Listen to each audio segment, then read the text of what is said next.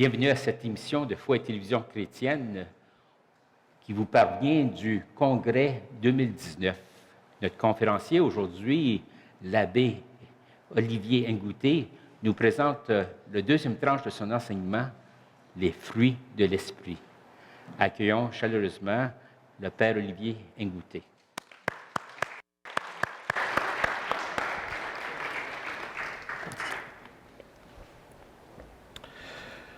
Poursuivons notre découverte des fruits de l'Esprit Saint. Et comme on le dit toujours, des occasions comme celle-ci, c'est juste des occasions pour nous mettre en appétit, pour qu'on aille nous-mêmes à la découverte, consommer nous-mêmes notre catéchèse, la redécouvrir et l'approfondir. Après la patience, le quatrième fruit de l'Esprit Saint, le cinquième sera la bienveillance. La bienveillance est une bonne disposition de l'âme qui nous porte à faire du bien à nos semblables. Ce n'est pas facile, faire du bien. Souvent, le matin, on se lève, on n'a pas pris son café, on est marabout là, et on n'a pas le goût de faire ci ou de faire ça, et on a un appel, un coup de fil, on dit « Est-ce que peux-tu m'aider pour ?» Et je regarde mes affaires, je n'ai pas pris mon café, je n'ai pas fait ma routine, j'aurais aimé faire ci, j'aurais aimé faire ça. Et je regarde la personne, je me dis, oh, il me demande ça, je n'ai pas le temps, je n'ai pas envie, ça ne me tente pas, je n'ai pas le goût. Qu'est-ce qui nous donne le goût de le faire, même quand on n'en a pas envie? C'est cela la bienveillance. Et c'est ce que l'Esprit Saint produit en nous. Il nous met de l'intérieur comme un moteur intérieur qui nous pousse à nous dépasser, à aller au-delà de la puissance de base. L'Esprit Saint nous pousse à porter un fruit en disant « Oui, ça ne me tente pas, mais je vais le faire parce que je suis croyant et ma mission, c'est de donner l'amour. » Le fruit de la bienveillance nous met dans la disposition de faire les choses, même quand ça ne nous tente pas, avec la préoccupation de faire vivre et de partager le bonheur aux autres. La bonté, le sixième fruit de l'Esprit Saint, il y en a 12. C'est une qualité de l'âme qui nous porte à faire toujours ce qui est bien. Et ce n'est pas facile. Toujours faire ce qui est bien. Là. Hier, là, mon conjoint, il a refusé de tondre le gazon et puis 2 jours avant, il a fait ci, il n'a pas fait le souper, il a encore oublié son tour de faire le souper. Je dis, ben, pourquoi est-ce que moi je devrais rendre le bien par... Pourquoi je devrais toujours faire ce qui est bien? Hein? Souvent on est tenté de dire, non, je vais lui rendre le mal cette fois-ci. Je vais laisser traîner ses affaires, qu'il sente ce que ça fait. Mais quand on est habité par l'Esprit Saint, il nous pousse à vivre de la bonté. La bonté qui nous pousse à dire, oui, j'ai vécu une injustice hier.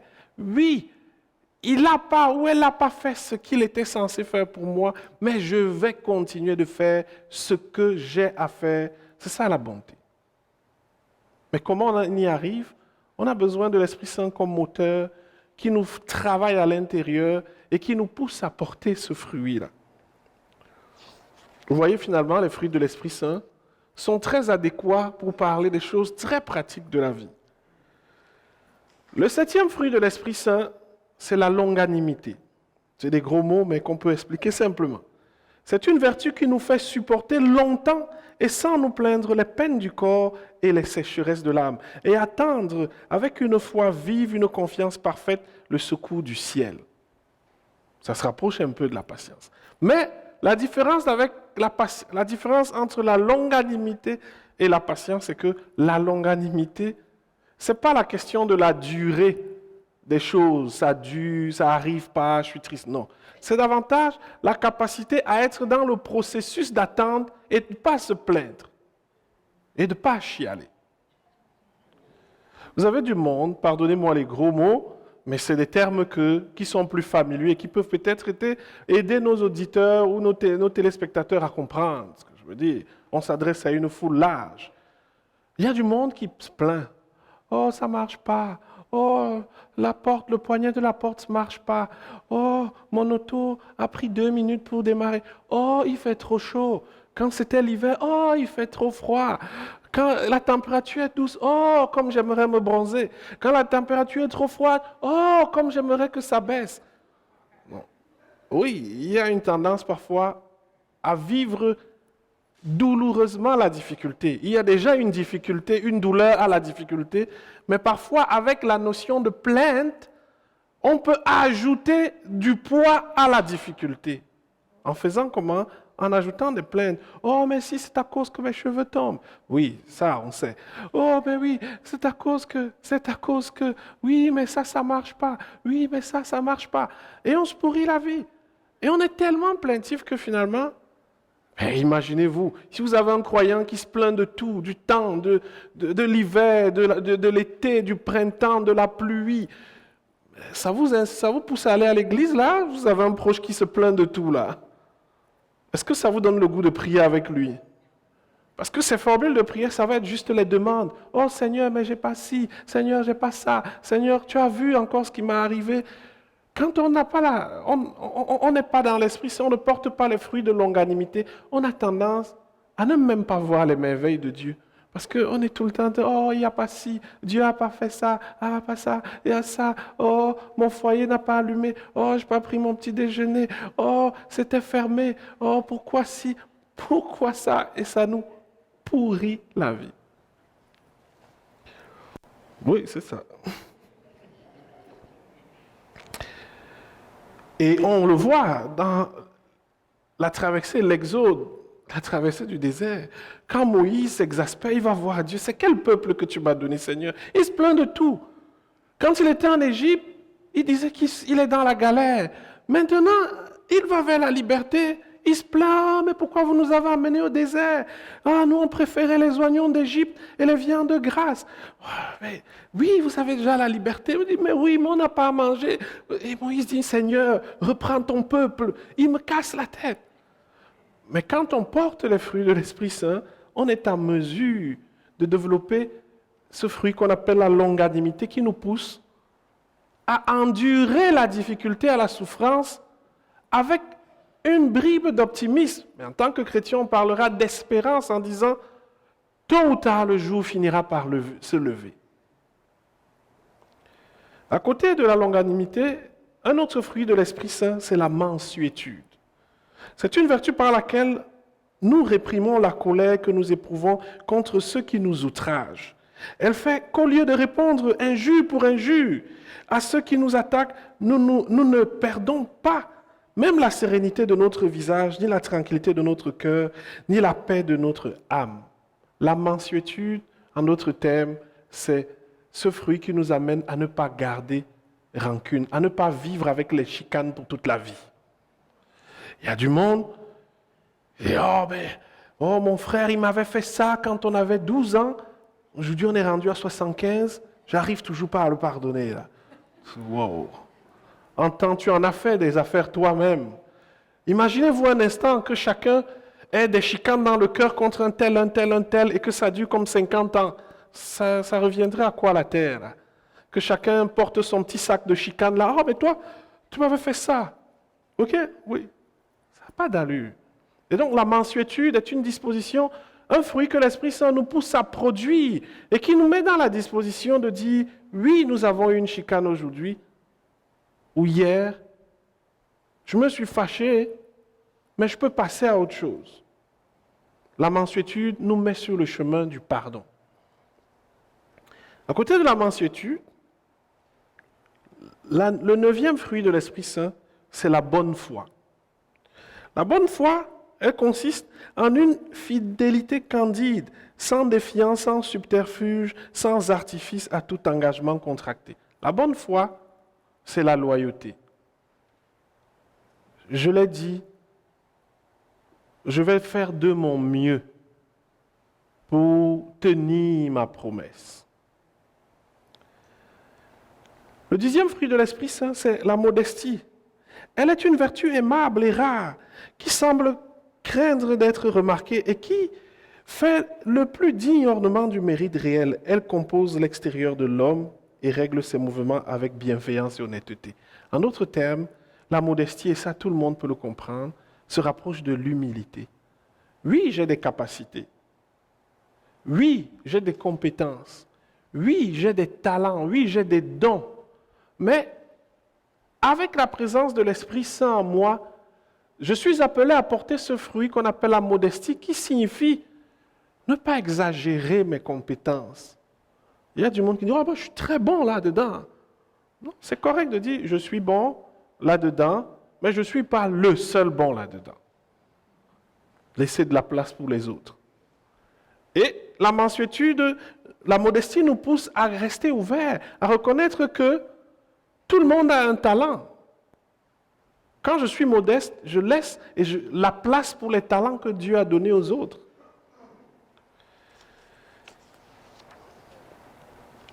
Le 11e fruit de l'Esprit Saint, c'est la continence. C'est une vertu austère qui nous fait résister à l'attrait des passions et de tous les désirs charnels. Je pense que voilà un fruit de l'Esprit Saint qui est utile. La continence, en des mots simples, c'est savoir se retenir. On ne peut pas tout avoir. On ne peut pas jouir de tout. On ne peut pas profiter de tout. C'est correct de manquer 2 ou 3 occasions. C'est correct de ne pas se satisfaire de tout. Ça n'existe pas une vie où on a tout satisfait. Ça n'existe pas. Et la continence nous amène à vivre dans cette disposition intérieure qui nous dit, il y a des choses que je vais atteindre, il y a des passions que je vais réaliser, mais toutes les passions, je ne peux pas forcément les assouvir. Alors, vous voyez, dans la société actuelle, qui est une société de consommation, avec les moyens de communication qui n'aident pas, on est facilement en manque de continence, c'est-à-dire capacité de dire oui, ça c'est l'auto de 2019, mais j'en ai pas besoin. Et c'est correct de ne pas en avoir besoin. Pourquoi faudrait-il changer des voitures chaque 2 ans ou chaque année? Est-ce que j'en ai vraiment besoin? Non. Pourquoi avoir du superflu? Et vous voyez, aujourd'hui, on a une lutte intérieure par rapport à tout ce qui est proposé. Oh, mais c'est le nouveau téléphone. Tout est nouveau. Et on se dit, oh, mais il faut que j'y aille. Oh, mais parce que si j'ai pas, je ne suis pas comme les autres. Tout le monde a ça. On réfléchit beaucoup aujourd'hui avec la notion de followers en termes de tout le monde fait ça. Tout le monde a ça. Mais ce n'est pas parce que tout le monde a ça ou que tout le monde fait ça qu'on est appelé à faire comme tout le monde. Et le fruit de la continence nous aide à aller jusque-là, à être en mesure de se laisser travailler de l'intérieur par l'Esprit Saint pour être capable de dire à des passions, même si elles bouillonnent en dedans de moi, des envies, même si elles bouillonnent en dedans de moi, de dire oui, mais demain je peux vivre sans ça. Ça va passer. C'est un besoin d'aujourd'hui, mais je vais dormir et demain, c'est un nouveau jour. Vous avez du monde aujourd'hui, quand ils ont des besoins ou des envies, ils sont grouillants et deviennent marabouts avec tout le monde parce que, oh, mais je n'ai pas mon affaire. Pourtant, c'est correct, on peut manquer. Et la preuve, il y a 10 ans, on n'avait pas ça. On vivait. Et donc, on peut en faire 10 autres sans avoir cela et ce serait toujours correct. On vit aujourd'hui dans l'urgence de j'ai besoin de ça. On vit dans cette urgence. Oh si j'ai pas, je ne vais pas m'en sortir. On peut s'en sortir sans. Et c'est ce que nous apporte la continence. Elle n'est pas que sexuelle, la continence. Elle va voir dans toutes les passions et dans tous les désirs, dans tous les besoins qui habitent le cœur de l'homme. D'apprendre à dire, oui, ça me brûle, mais je peux m'en passer. Le 12e fruit de l'Esprit Saint et le dernier, c'est la chasteté qui découle de la continence. Et la chasteté, c'est cette vertu qui provient de la précédente, c'est-à-dire la continence, et qui se veut la perfection de la continence, c'est-à-dire la capacité à éviter ce qui souille l'âme, ce qui souille le corps, et nous permet de nous rapprocher du corps angélique, de notre nature angélique, de notre nature de fils de Dieu. Vous êtes le temple de l'Esprit Saint. On se souvient tous de ces paroles. Voilà donc les 12 vertus que l'on appelle les fruits de l'Esprit Saint, qui sont rattachés à ce qu'on appelle les dons de l'Esprit Saint. Et vous voyez, à la lire, on remarque quelque chose, je vais y revenir tout à l'heure.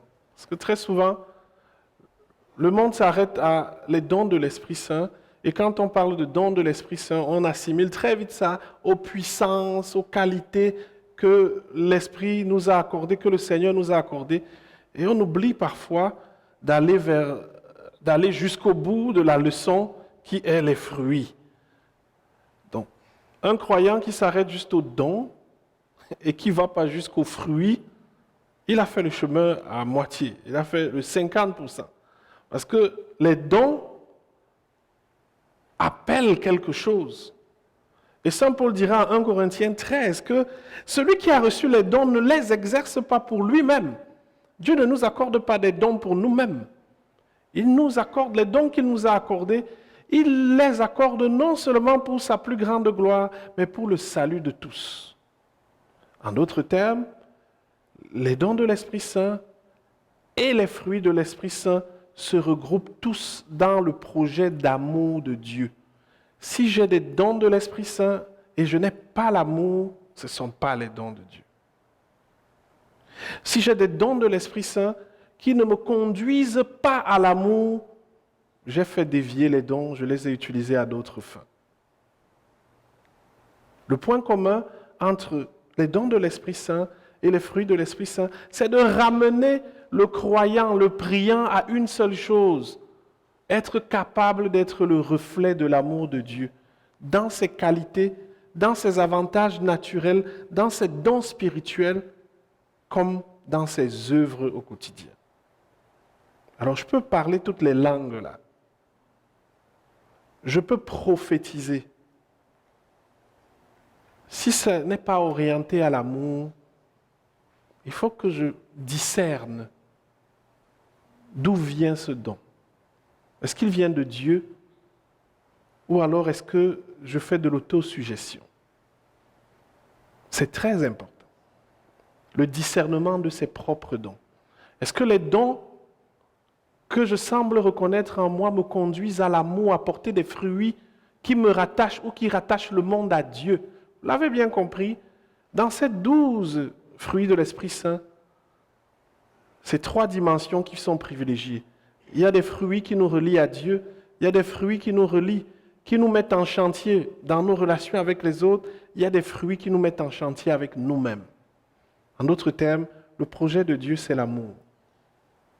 Un don qui n'est pas orienté à l'amour, au service, à la charité, il faut le discerner. Dieu ne nous accorde pas des dons pour notre célébrité, pour notre one-man show. Il nous accorde des dons pour le service de sa communauté. Et il m'a semblé que c'était utile. C'était utile de parler des dons, des fruits de l'Esprit Saint, pour arriver à cette conclusion que qui a reçu des dons a des responsabilités. Celui qui a reçu des dons a des responsabilités. Alors c'est intéressant de se poser la question, à ce stade-ci, de dire, ok, c'est quoi les dons que j'ai reçus de Dieu? Et quels sont les fruits que je porte? Est-ce qu'il y a une cohérence? J'ai le don de parler. Est-ce que je parle pour dire des choses qui conduisent à l'amour et à la paix? J'ai le don des visions. Mais est-ce que mes visions, c'est juste pour séparer les familles? De dire, parle plus à tel parce que lui, j'ai vu là, il n'est pas bien. L'Esprit Saint dirait, voilà ce qu'il y a de perfectible dans l'autre.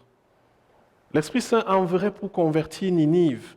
Il dirait, va à Ninive annoncer la bonne nouvelle pour que l'autre change. L'Esprit Saint ne dirait pas, je te fais une révélation, tel est mauvais, parle plus à celui-là. Il dirait, va parler à ton frère pour lui dire qu'il peut changer ceci. Parce que l'objectif des dons et des fruits, c'est le salut des âmes et la plus grande gloire de Dieu. Un don qui divise, un don qui blesse, un don qui froisse, un don qui agresse, ne vient pas de Dieu. Alors, à la question, à quoi est-ce qu'on reconnaît celui qui a reçu l'Esprit Saint? Nous avons les 12 fruits de l'Esprit Saint. Si je parle les langues, si je fais ci, si je fais ça, et que je ne porte pas tous ces fruits, je suis appelé à discerner, ça vient d'où? Ce que je veux partager avec mes frères. Alors c'est très utile, tout ce que je viens de dire, parce que ça nous amène à quelque chose de plus important encore. Si vous avez fait attention aux 12 fruits de l'Esprit Saint, ces fruits de l'Esprit Saint correspondent à des défis de la vie de chacun d'entre nous, dans notre rapport à Dieu, comme je le disais, dans notre rapport aux autres, dans notre rapport à nous-mêmes. Et j'aimerais consacrer les dernières parties de ma présentation sur des défis par rapport à nous-mêmes. Nous vivons dans un contexte, et pardonnez la déformation professionnelle, où des maladies mentales prennent de plus en plus de l'ampleur, où il y a la possibilité qu'on plonge dans une spiritualité qui ne nous rapproche pas de Dieu. Nous vivons à une époque où on peut pratiquer la foi au point qu'elle répugne les autres, au point qu'elle n'attire personne à l'Église. On peut avoir une façon de pratiquer sa foi qui creuse l'anxiété, qui creuse la dépression en nous. On se blâme, on se frappe, on est plaintif, on est craintif de tout.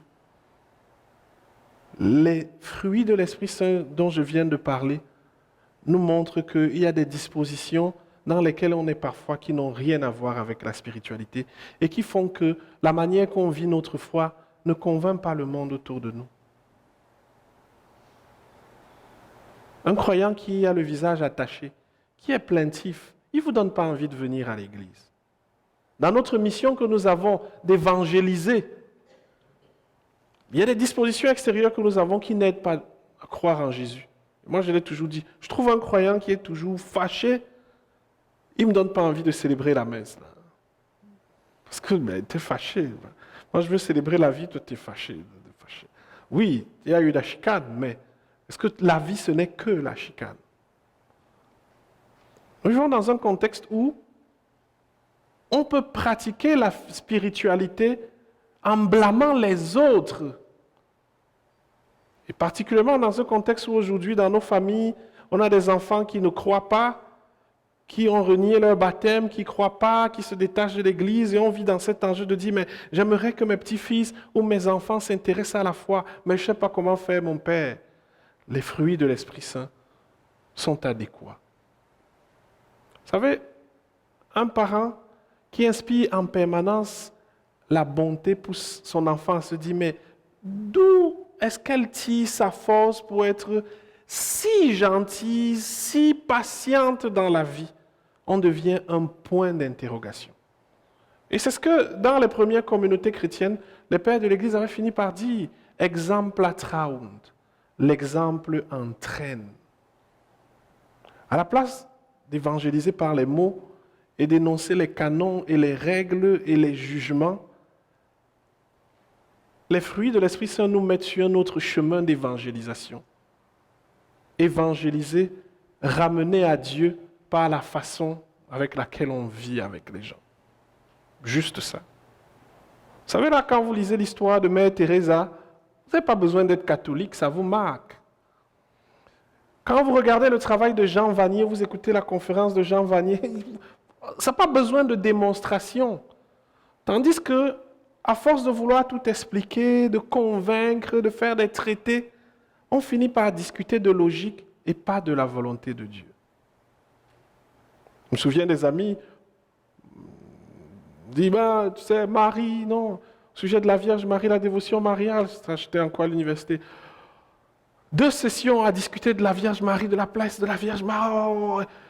Après 2 sessions, je m'étais rendu compte que ça m'épuise. Parce qu'à chaque fois, il faut avoir des arguments pour dire, mais si, mais tu vois le texte, si. Et un jour, je me suis dit, mais peut-être, quand le monde discute sur la Vierge Marie, je dis juste que tu sais, la Vierge Marie, là, ce n'est pas quelque chose qui s'explique. C'est une affaire, tu achètes ton chapelet, tu te mets à genoux, tu essayes. Après, tu viens, tu me dis ce que tu as expérimenté. Ensuite, on partage les expériences. C'est ça, peut-être, la nouvelle façon d'évangéliser aujourd'hui. L'exemple entraîne. De produire les fruits de l'Esprit Saint pour attirer à Dieu. De produire les fruits de l'Esprit Saint pour être crédible. De produire les fruits. Le temps où on portait des phylactères comme les pharisiens est passé. Le temps où on devait mettre de nombreux signes extérieurs, de faire de grandes démonstrations que notre foi est pertinente. C'est passé. Aujourd'hui, pour convaincre, on est appelé à vivre ce que l'on professe. Et les fruits de l'Esprit Saint nous mettent sur ce chemin-là. Alors oui, j'ai des défis avec mes petits-fils, mes enfants, mon voisinage, mon conjoint. Comment est-ce que je peux amener la question de la foi de l'Évangile en commençant par apporter les fruits de l'Esprit Saint? En commençant par apporter ces fruits. Aujourd'hui, alors qu'on a de gros mouvements religieux qui insistent sur la performance spirituelle, la grandeur des grands rassemblements spirituels, et on décrit l'échec du christianisme, du catholicisme, les églises sont vides. Il importe, et les fruits de l'Esprit Saint le rappellent. Ça remet la chose au centre où dit, Dieu, ce n'est pas une question de performance, ce n'est pas la compétition, Dieu. C'est changer l'environnement par une nouvelle façon d'être. Alors même si on a 2 croyants dans l'église qui partagent le café aux sans-abri, c'est plus convaincant que tous les traités de théologie. Et au point de vue individuel, si on est en mesure de regarder la vie en s'inspirant des fruits de l'Esprit Saint, on vit différemment, on inspire, on respire une sérénité, un calme qui fait venir le monde à nous. Au travail, les gens vont me dire, mais comment toi tu fais pour être toujours serein?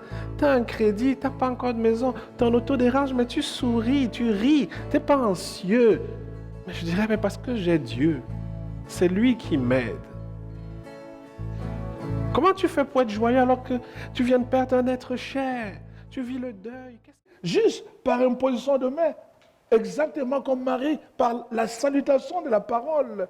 Le Saint-Esprit, quand il nous envahit, quand on est effusé, on ne peut plus rester le même. Il y a quelque chose de nous qui commence à affecter notre environnement. Voilà pourquoi c'est très important de nous laisser toucher par cette force, cette puissance.